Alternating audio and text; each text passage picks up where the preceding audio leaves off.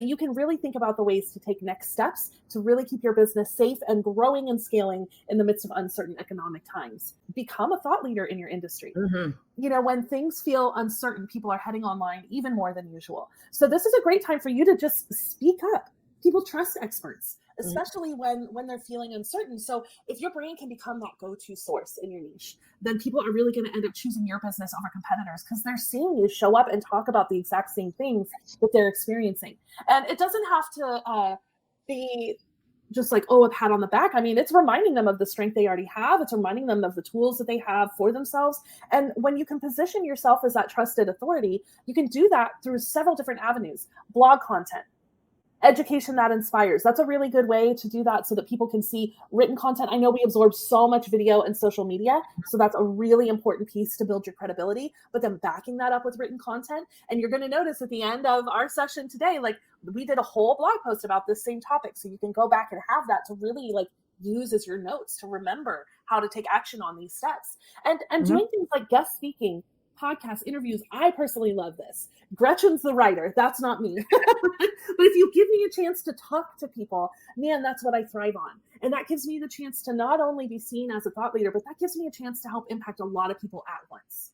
So it's really being able to tap into my own audience, tapping into other people's audience, thinking about what they're feeling, experiencing, sensing right now, and then saying, hey, here's practical application, or hey, we've experienced something similar, or here's a way to shake things up and push your brand to a new level, right? So putting yourself in that position of a thought leader even more, most of our clients here are already thought leaders, but doing that at an even higher level is going to continue to take your trust up and up and up with your clients and with new people as well.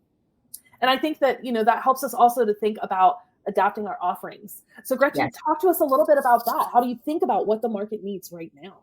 Yeah, well, I can tell you what we did in 2020, and it will be the same thing that we do if we see, if we see things trending in the same direction, we'll probably go back and do some of the same things we did then. And that was, we looked at economic factors amongst our clients. Again, we talked to our clients and we learned who was really affected by COVID and who wasn't, and who, if someone had already pivoted or their business wasn't as affected as someone else. We took a look at that and we adapted our offerings to fit them and to meet them where they're at. It wasn't a chance to just like, okay, well, let's just jack our prices up and do this and that because we need the money. It was a chance to, okay, we need we're all in this together. COVID was a worldwide thing, right? We're all in it together, and it's like, okay, how can we help our clients first? And when you put that mindset out there, and you're like, I'm going to help other people first, your business will take care of itself. Yeah, they feel you're doing everything correctly behind the scenes, and you're handling your books and all that stuff, but if you are, if you're looking for ways to serve your client, it's going to come back to you. It's reciprocity. I can't even.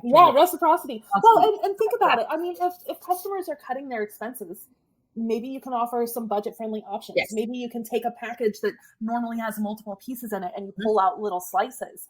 What other things do you think people could do to kind of adapt their offerings, Gretchen? Well, for us, we pivoted some of our things. So we had some big strategy packages that were very pricey because it was a lot of work. We'd spent several days with our clients. We did a lot of behind-the-scenes research with their competitors and just a lot of things. And so it was, we ended up taking that and breaking that into smaller chunks. And we delivered a few workshops with that. We did a few one-on-ones with clients where we recognized they don't need everything that comes in that package. They just needed one little piece of it to help them make some decisions and set some different goals and pivot their business. And so we adapted our products to fit what the clients actually need. Instead of forcing them to go through something that would cost them more money, that would give them more than they needed, we met them right where they were at and gave them exactly what they needed. Not too much, not too little, just spot.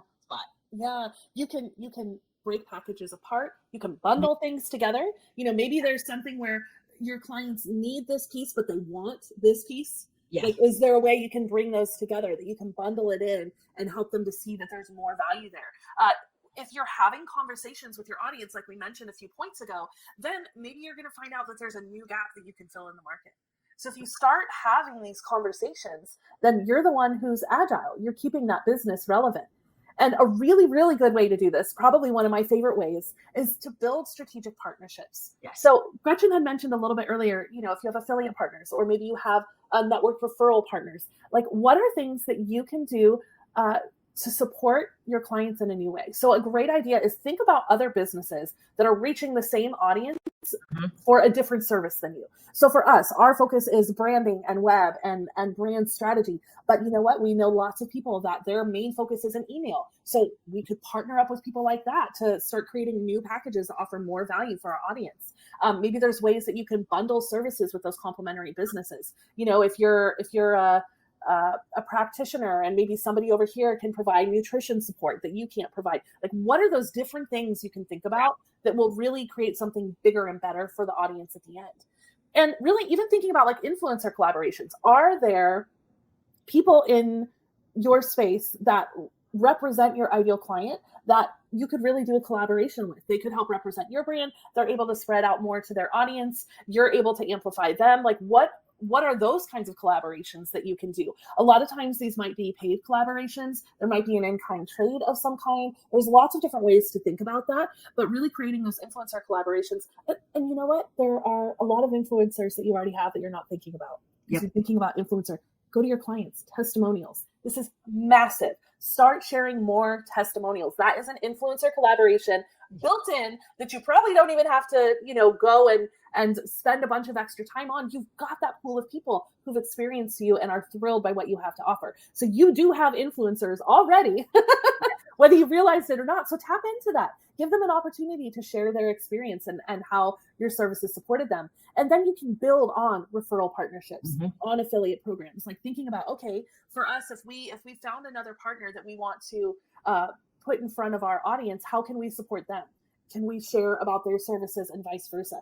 There may be a monetary exchange, there may be a promotional exchange, but again, just thinking about how do you find other people with the same heart as you, the same values as you, that can bring more to your existing audience. And that's a really good way to do that. And then there's marketing. Now, Gretchen, I want to hear from you on this. How do you keep up with marketing in the middle of times where you're just wearing all the hats? Well, that I've been through that multiple times.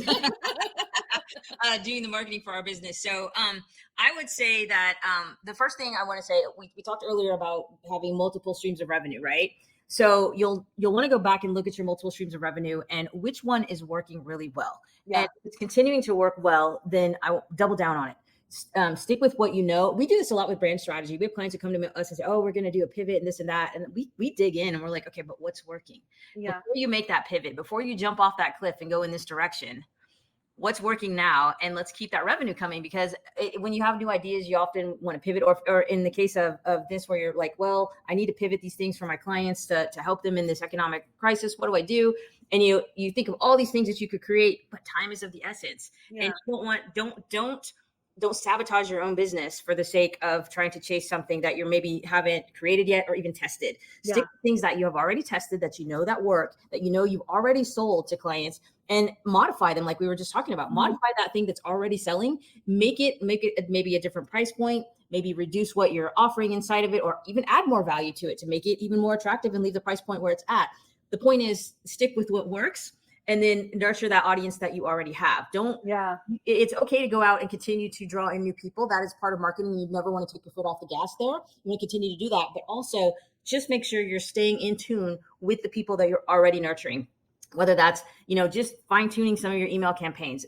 It's actually a really good time to go back and look at drip campaigns and things like that you've had out there in the wild. Like if you had an opt-in that's been out there for 6, 8, 9 months, maybe go back and just make sure, does the language on that still fit? Or is it, for lack of a better way to say it, is it tone deaf for the economic, or where the state of the world is at the time? We did that when COVID came out. We went back and looked and said, okay, let's make sure we're not, making people feel awkward or weird because of how we're stating this, knowing that we're in a really weird shift with COVID and people's businesses exploding and all these things. So, that it's a good time to just go back and look at some of that stuff. And then the thing that's really working right now in marketing, and I mean really working, is storytelling. Yes.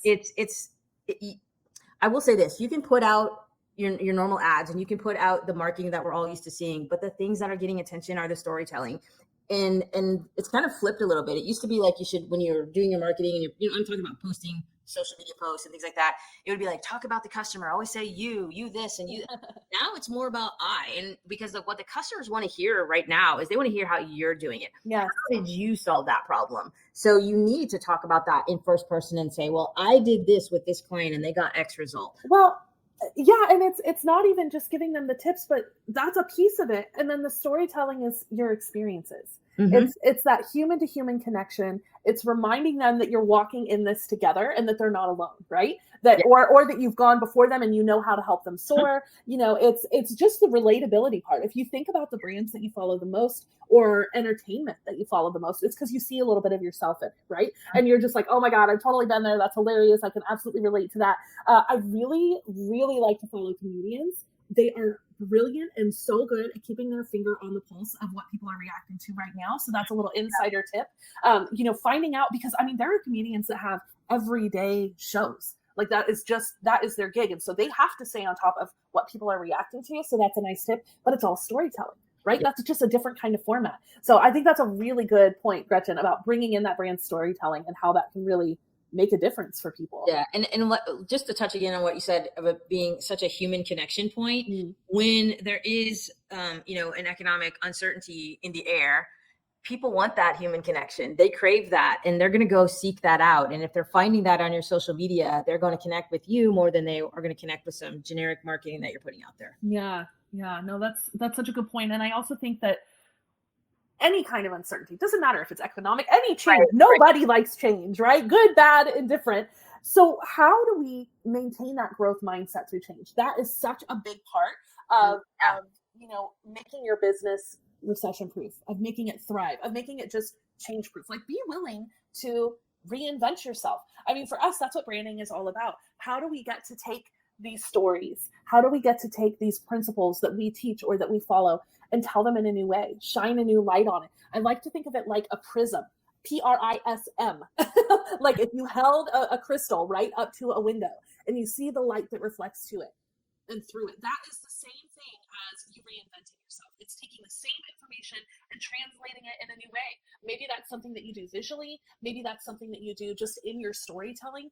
For sure, it should be something you're doing in any written content that you're putting out there. Again, like Gretchen said earlier, go back through those funnels, go through your email campaigns, make sure that those have stayed up to date. But you having that growth mindset and looking at this as an opportunity to reinvent yourself, to shake off where you've been stuck and say, okay, this is actually pretty cool because my audience has a new challenge and I get to rise to the occasion and help them rise to the occasion for themselves. So it's really like all those, like all tides lift rising. I'm saying it so wrong. Yes.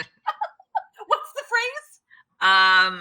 Rising tide lifts all boats. For you. But it really is. It's that same idea. It's that we get to connect with more people and help them lift up and they get to do the same thing.